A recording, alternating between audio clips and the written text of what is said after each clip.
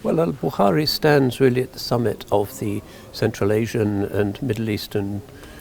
tradition of, first of all, collecting as many materials as he could, and part of that technique was always what they called al-Rihla fi talab al-Hadith, in other words, travelling to collect hadith. So he made many journeys throughout the Islamic world simply to hear from the leading hadith scholars of the day, to find out what had been written down and primarily what was kept in the oral memory of the community of his day,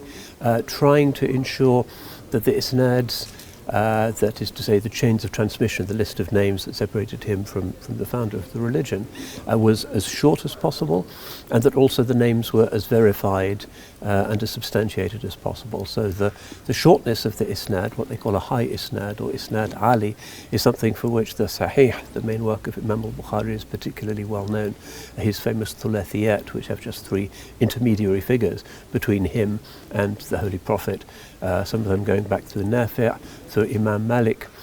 Abdullah bin Omar, and many of the companions of the Prophet. These are regarded as particularly sound indications of the authenticity of the material, simply because the smaller the number of intermediaries, the smaller the possibility of mistake, interpolations, mishearings. Another thing that he is particularly famous for is his assessment of the way in which hadith should be allocated to particular chapters. So by his day there were about 8 or 9 different systems whereby a hadith collection could be assembled. There was the famous system called the musnad, for instance, which simply listed the hadiths from a particular companion of the Prophet. There was the mu'jam, which listed the hadith and divided them according to the teacher of the assembler of that anthology. There were the sunan works that concentrated particularly, though not exclusively, on the actual practices, the sunnah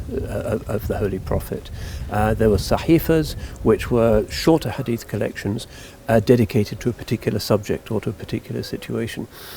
Imam al-Bukhari's achievement was that he put together the best of all of these and managed to contrive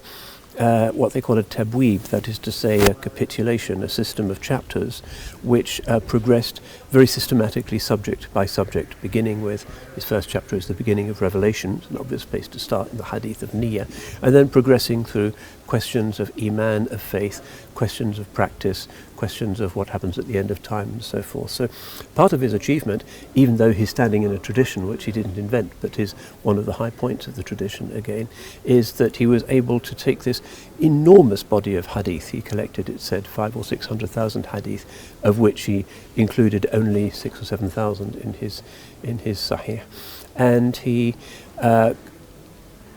managed to impose some kind of order on this enormous body of materials, knowing which chapter each of those should go into. So in terms of making the material easy to deal with and systematic for later generations of scholars,